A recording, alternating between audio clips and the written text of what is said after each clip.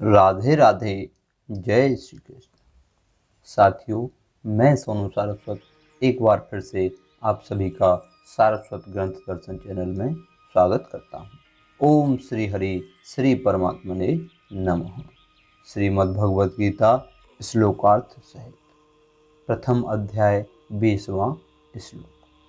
पिछले संकलन में हमने देखा कि धृतराष्ट्र ने जो पहले श्लोक में प्रश्न किया था कि मेरे और पांडु के पुत्रों ने क्या किया, उसका उत्तर संजय ने दूसरे श्लोक से 19वें श्लोक तक दे दिया।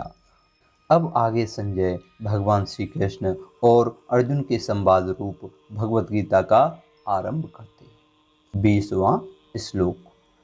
अथ व्यवस्थिता न दृष्ट्वा धार्तराष्ट्रान् कपिध्वजः प्रवृत्ते शस्त्र संपाते धनुर्धम्य पांडवः ऋषिकेशं तदा वाक्य मिदमाह महीपते।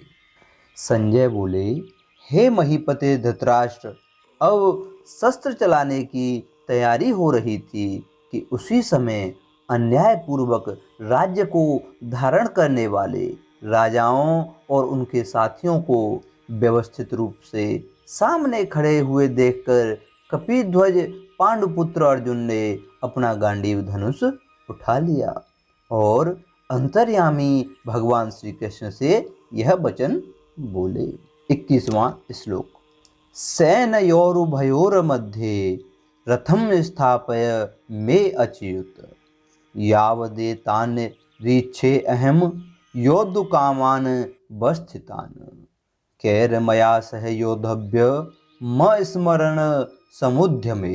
अर्जुन बोले, हे अच्युत, दोनों सेनाओं के मध्य में मेरे रथ को आप तब तक खड़ा कीजिए जब तक मैं युद्ध क्षेत्र में खड़े हुए इन युद्ध की इच्छा वालों को देख न लूं कि इस युद्ध रूप उद्योग में, युद्ध रूप व्यापार में मुझे किन किन के साथ युद्ध करना है। यहाँ अर्जुन कहना चाहते हैं कि हे श्री कृष्ण, हमने तो सोचा था कि संधि हो जाएगी, पर कौरवों ने संधि की बात स्वीकार नहीं की क्योंकि उनके मन में युद्ध करने की ज्यादा इच्छा है।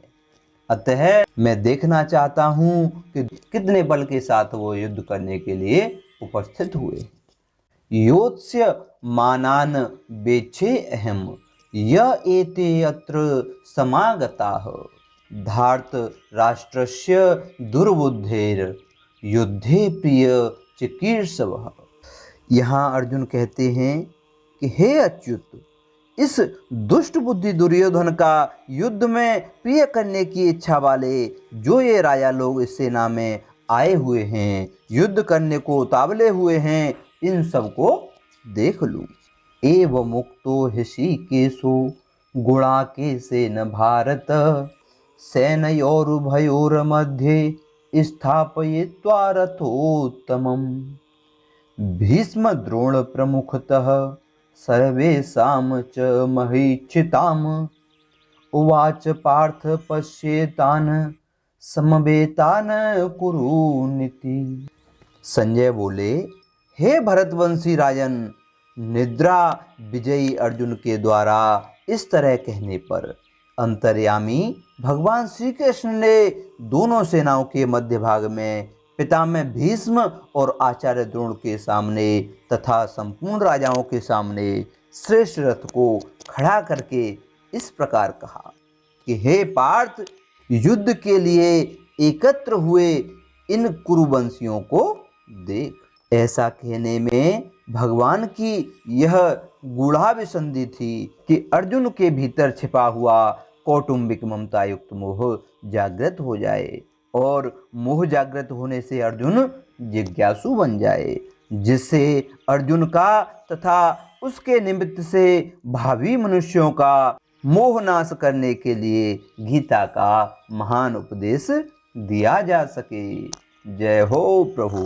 तत्रापश्य स्थितान् पार्थः पितृ नथ पिता महान् आचार्य न मातुलान् भ्रातन् पुत्रान् पौत्रान् सखींस्तथा स्वसुरान् सुहृदश्चैव सैन्योरुभयोरपि। उसके बाद प्रथानंदन अर्जुन ने उन दोनों ही सेना में देखा युद्ध के लिए अपने अपने स्थान पर भूरिश्रवा आदि पिता के भाई खड़े हैं, जो कि मेरे पिता के समान हैं। भीष्म सोमदत्त आदि पिता में खड़े हैं। द्रोणाचार्य कृपाचार्य आदि आचार्य खड़े हैं, जो कि मेरे कुल गुरु हैं। पुरजित कुंती भोज शैल्य शकुनी आदि मामा खड़े हैं तथा भीम दुर्योधन आदि भाई खड़े। तो यहाँ अर्जुन उन दोनों ही सेनाओं में स्थित पिताओं पितामहों आचार्यों को, मामाओं भाइयों पुत्रों पौत्रों तथा मित्रों को, ससुरों को एवं सूदों को भी देखता है। अब अपने सब कुटुंबियों को देखकर अर्जुन ने क्या किया, इसको आगे के श्लोक में संजय कहते हैं।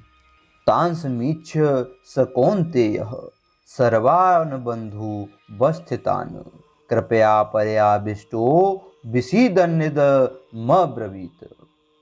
अपनी अपनी जगह पर स्थित उन संपूर्ण बांधवों को देखकर वे कुंती पुत्र अर्जुन अत्यंत करुणा से युक्त होकर शोक करते हुए यह वचन बोले। दृष्टवेमं स्वजनं कृष्ण युत्सुम समुपस्थितं सीदन्ति मम गात्राणि मुखम च परिशुष्यति बेपसुश्च शरीरे में रोमहर्षश्च जायते गांडीवं शस्त्रं सते हस्त्वात् बक्चैव परिद्यहते न च शक्नोम्य वस्थातुं भ्रमतीव च मे मनः। अर्जुन बोले, हे श्री कृष्ण, युद्ध की इच्छा वाले इस कुटुंब समुदाय को अपने सामने उपस्थित देखकर मेरे अंग शिथिल हो रहे हैं और मुख सूख रहा है तथा मेरे शरीर में कंपकपी आ रही है, रोंगटे खड़े हो रहे हैं और हाथ से गांडीव धनुष गिर रहा है तथा त्वचा भी जल रही है। मेरा मन भ्रमित सा हो रहा है और मैं खड़े रहने में भी असमर्थ हो रहा हूँ। ओम श्री हरि श्री परमात्मने नमः। प्रथम अध्याय 30वां श्लोक संपूर्ण। ओम राधे राधे। जय श्री